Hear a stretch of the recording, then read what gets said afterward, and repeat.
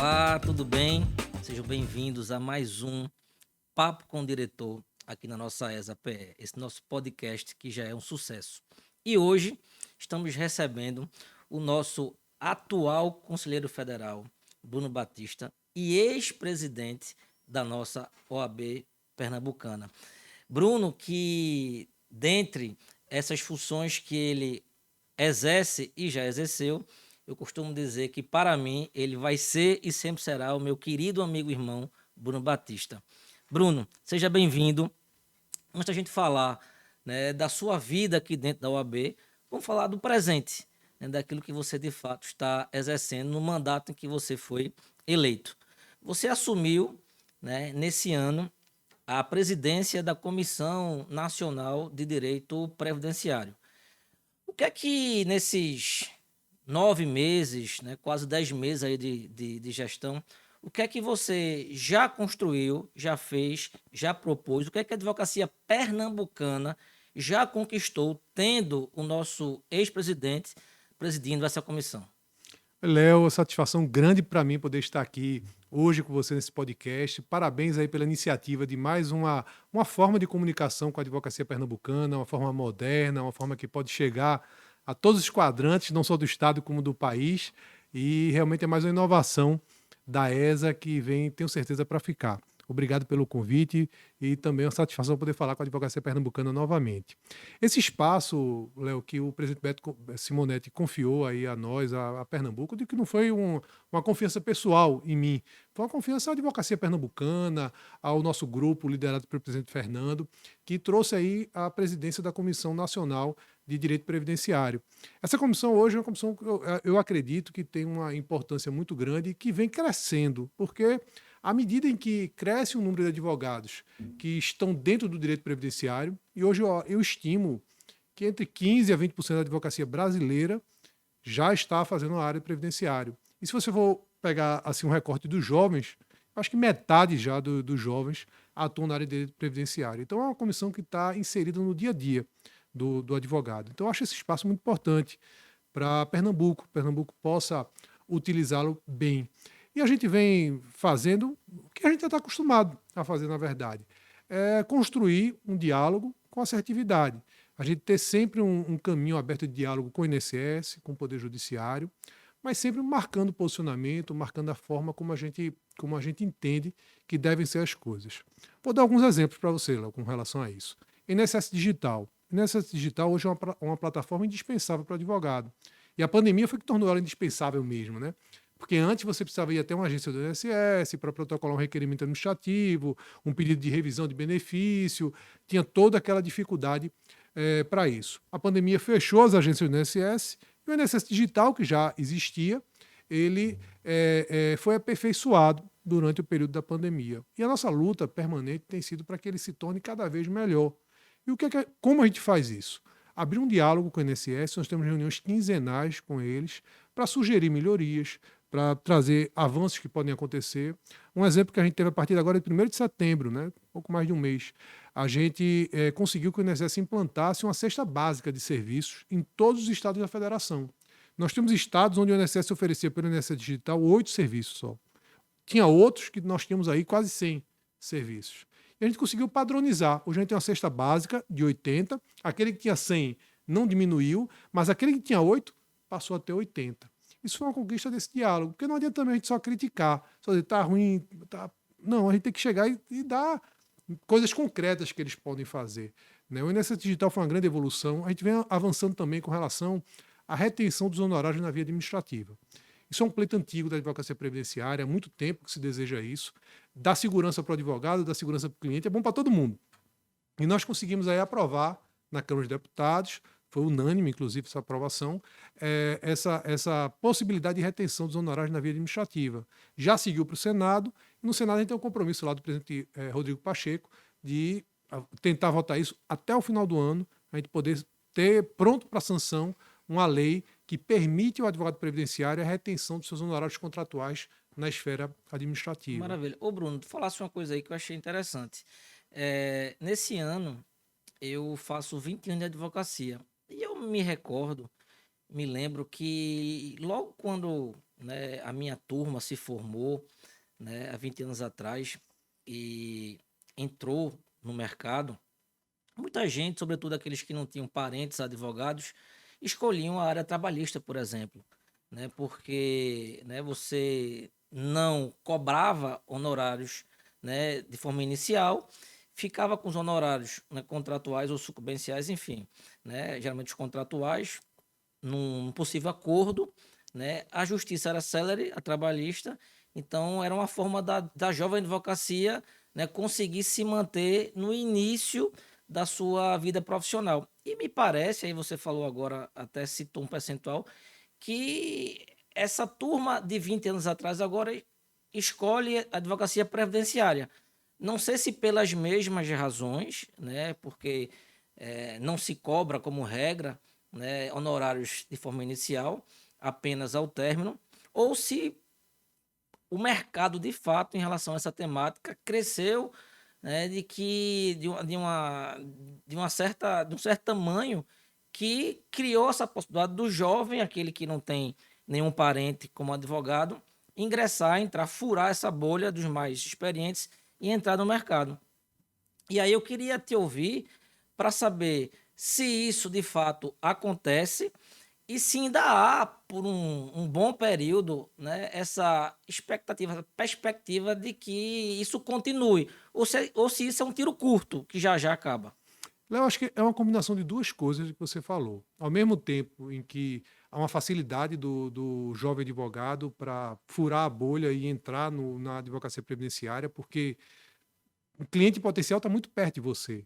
Pode ser seu vizinho, pode ser aquela pessoa que está lhe atendendo numa loja.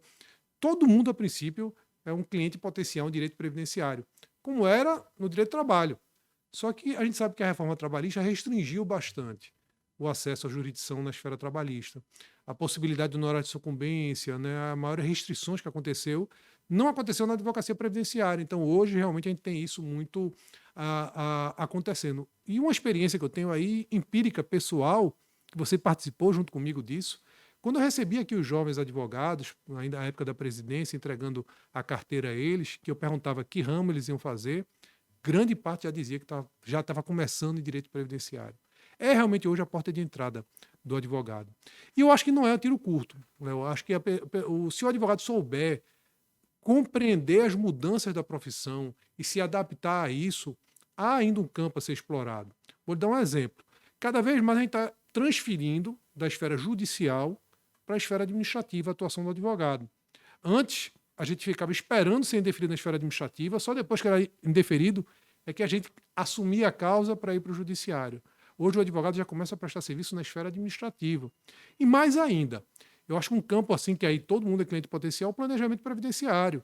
Porque aí quem não se aposentou ainda, que ainda falta muito tempo para se aposentar, 20 anos ainda para se aposentar tudo, pode já fazer seu planejamento. E é um cliente potencial para o advogado. Então, o advogado, o campo previdenciário tem ainda muito a ser vencido. Mas o advogado tem que entender, né, as mudanças para onde está apontando para poder explorar bem aquele campo. Ô Bruno, outra coisa, você falou aí da questão do INSS digital. Eu me recordo que quando você foi presidente da OAB seccional aqui de Pernambuco, você criou um posto de atendimento dentro da sede da OAB. Ainda existe esse projeto, né, já que você preside a Comissão Nacional, é um projeto que foi expandido para as demais seccionais, a comissão acompanha isso, estimula, como é que se encontra? Sem dúvida, Léo. Esse posto ele surgiu como uma decorrência do acordo que está sendo firmado com o INSS com relação à ação civil pública que foi promovida pela OAB há anos atrás, né, com relação ao atendimento prioritário do advogado nas agências da Previdência Social. E aí nós fizemos um acordo com ele dizendo, olha, no lugar de um atendimento prioritário na agência, vamos fazer diferente, vamos fazer que o advogado seja atendido na casa dele, na OAB. Então a gente aqui à época implantou na sede da seccional, conseguimos implantar também em 12 subseccionais, né, em quase metade das nossas subseccionais, e a gente vem lutando para que no país isso seja replicado, mas respeitando as peculiaridades locais. Aqui em Pernambuco é possível, e o advogado até prefere que seja assim presencial, atendimento nas subseccionais, aqui na seccional. Mas se você pensar isso em São Paulo, é impossível. Você não vai ter 300 mil advogados sendo atendidos presencialmente no INSS. Ia virar uma outra agência do INSS dentro da OAB. Então, lá eles preferem, por exemplo, um modelo de balcão virtual. Lá o atendimento é por um balcão virtual. E o que é que a gente está lutando com o INSS ao final? É que o advogado tem a opção. Ele ingressa, o seu atendimento ele escolhe. Aí vai bifurcar se ele quer fazer presencial ou se ele quer fazer por meio de balcão virtual. Eu acho que é Entendi. o modelo ideal aqui para Pernambuco, porque você vai pegar um advogado do interior, ele vai poder ser atendido imediatamente pelo balcão virtual. Ou se ele quiser, ele agenda, vai e é atendido presencialmente. Entendi. Bruno, quando o convidado é um craque, como é o seu caso, a gente tem muita coisa para conversar, para explorar. Falamos sobre a sua atuação na presidência da Comissão Nacional de Direito Previdenciário e eu queria te ouvir, né, na verdade, acho que todo mundo que nos acompanha quer saber o seguinte: como é que está a sua atuação? Como é que atua a nossa bancada pernambucana em relação ao nosso Conselho Federal, já que você é um dos nossos conselhos federais? O que é que se discute no Conselho Federal? Está existindo algum tipo de pauta que já beneficiou a nossa advocacia ou existe alguma pauta que vai beneficiar a nossa advocacia? Enfim, como é que o nosso advogado aqui pernambucano ele pode saber aquilo que a nossa bancada faz em prol da nossa advocacia? Perfeito, eu acho que isso é muito importante, que uma das principais preocupações que não só eu, mas como toda a nossa bancada, né? A bancada é formada também por Adriana Caribé, Rony Duarte, Mozart Borba, a gente ainda tem compondo ela Iane Teles e Ana Bernardo. É a nossa bancada federal, nossos representantes no Conselho Federal. Uma preocupação nossa é sempre ter cada vez mais uma relação de proximidade com a advocacia. Que não seja somente eles nos elegerem e não ficarem sabendo como é a nossa atuação, como é que vem acontecendo. Por isso eu venho utilizando, o instrumento que eu venho utilizando bastante para isso são as redes sociais, né? Tentando divulgar nas minhas redes sociais como têm sido os nossos votos, os nossos posicionamentos, quais são os temas que estão sendo discutidos no Conselho Federal, para que a advocacia possa acompanhar, possa ficar mais próxima disso. As sessões do Conselho Federal, inclusive, que acontecem uma vez por mês, são transmitidas pelo YouTube da OAB Nacional. Eu até aconselho que os advogados possam acompanhar, possam saber, para saber como é o posicionamento, que temas estão sendo tratados, que matérias estão sendo tratadas. Realmente, assim, são muitos temas importantes para o dia a dia da advocacia. O presidente Beto Simonetti, o lema dele, da gestão dele, né, é uma gestão da advocacia para a advocacia. É uma visão mais interna de defesa das prerrogativas, de defesa da atuação do advogado, da liberdade de atuação. Então é muito bom que possam acompanhar com relação a isso. Nós temos lá a sessão do Pleno, que é nas segundas-feiras. Terça-feira a gente tem primeira, segunda e terceira Câmara e órgão especial funcionando. Nas quartas, geralmente, são as comissões que se reúnem. Então, se o advogado puder acompanhar isso, além das redes sociais, que eu acho que é um instrumento hoje muito bom para fazer isso, mas também acompanhar pelo YouTube, acompanhar pelas postagens que são feitas pelo próprio Conselho Federal, acho que isso é muito bom. Importante, importante porque, como você bem falou, a advocacia pode acompanhar, né, essa atuação. Ô Bruno, nesse ano, a nossa OAB, ela faz 90 anos. Inclusive, no último mês de agosto, né, no mês em que se comemora aí o mês da advocacia, a OAB ela entregou, né, o conselho elegeu e foi entregue uma medalha em comemoração dos 90 anos. E você foi um dos poucos agraciados. Eu sei que você já passou muita coisa com a OAB, mas qual foi o teu sentimento em ter sido um dos homenageados por essa medalha? Eu confesso, Léo, primeiro, uma surpresa grande, né? Até porque eu fui o último presidente agora, né? Uma gestão que se terminou há relativamente pouco tempo. Então, a história às vezes demora um pouco para fazer seu julgamento, né? Porque a gente às vezes julga as coisas no calor e o reconhecimento às vezes vem mais adiante, com mais tempo para isso. E ter recebido realmente foi algo que me emocionou muito. Confesso a você que foi uma das escolhas que me deixou mais emocionados assim nessa carreira, como você diz, já longa de OAB que está chegando aí já perto do fim. Foi algo assim que me trouxe uma emoção e de gratidão. Mas eu tenho certeza também que aquilo não foi um reconhecimento somente pessoal a mim. Aquilo é um reconhecimento à gestão. E a gestão é de várias mãos. A gestão são de várias pessoas que trabalharam, que se dedicaram, num período difícil da nossa história, um período complicadíssimo, que eu só comparo com o período da ditadura militar, né, mas que havia restrição até de ir e vir, né, de nós podemos atuar, podemos ir diretamente nos locais.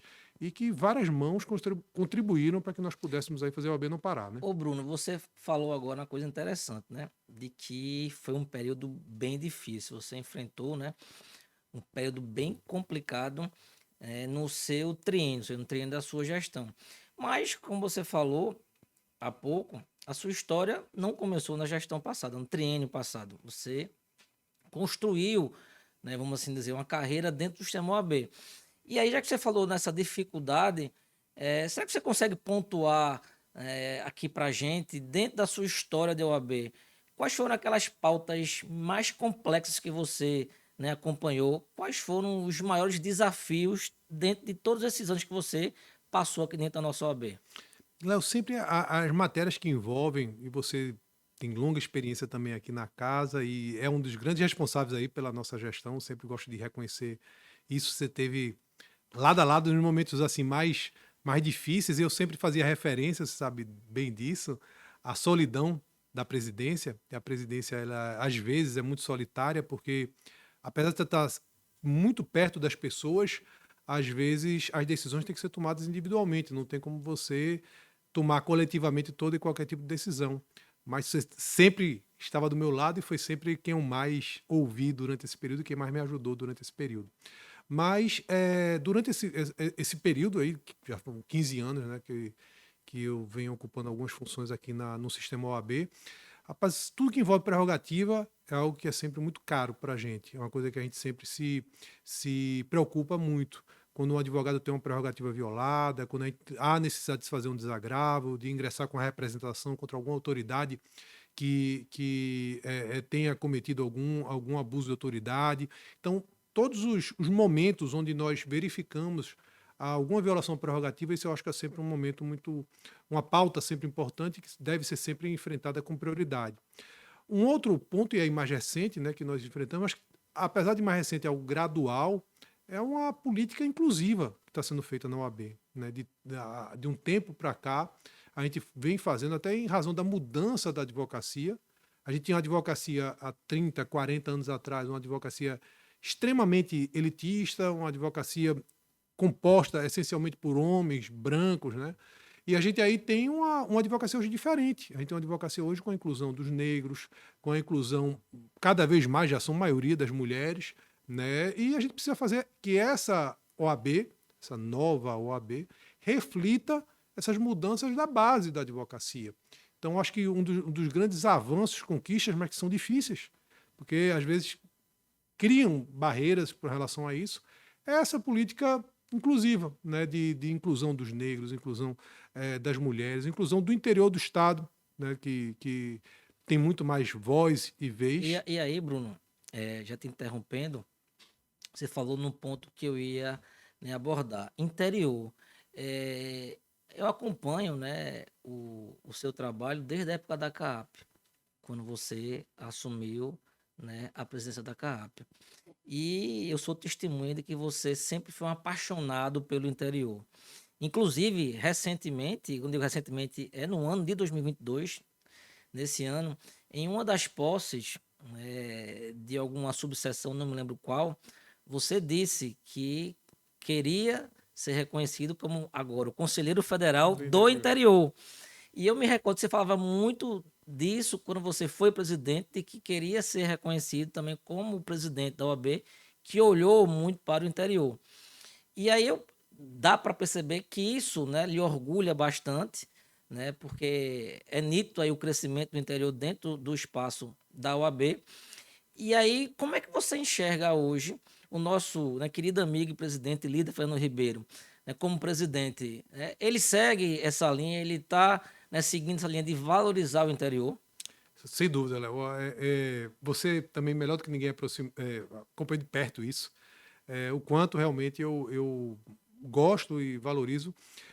Quem cumpre uma missão como eu cumpri, que se sente com o dever cumprido, não costuma sentir muita saudade. Né? Eu hoje acho, por ter essa sensação dentro do coração de dever cumprido, que me esforcei ao máximo em devolver a advocacia o que ela me confiou, eu sinto poucas saudades.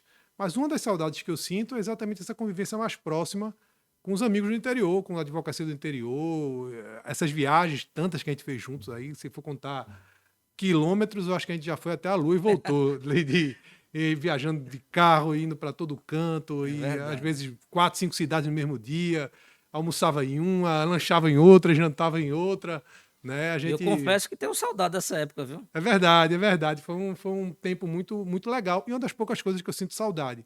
E quando eu vejo que essa semente que às vezes a gente planta, ela é cultivada, é regada e começa a dar frutos, isso traz uma satisfação muito grande. Fernando vem trazendo aí, sem dúvida, o presidente Fernando, cada vez mais esse avanço do interior. O interior hoje ele tem espaço, né? Você vê que nós temos hoje uma diretora do interior, uma conselheira federal do interior, vários conselheiros seccionais do interior. Nós temos aí o interior valorizado também com relação vamos dizer assim, simbolicamente representado por novas sedes. Caruaru, uma belíssima sede, Garanhuns, né, Jaboatão, tantas sedes aí que foram entregues durante a nossa gestão. E o presidente Fernando continua não só mantendo, continua avançando, fazendo mais. E o desejo, eu acho, de todo ex-presidente é que o seu sucessor seja ainda melhor. E Fernando tem sido isso daí, exatamente isso, sendo um grande presidente que aí ainda não cumpriu nem um terço do mandato dele, mas que vem aí fazendo um belíssimo trabalho de valorização do interior, que eu acho que realmente é fundamental. A advocacia do interior, até pela distância geográfica, ela precisa dessa proximidade, ela precisa dessa atenção, precisa desse olhar. O presidente Fernando, sem dúvida, tem essa.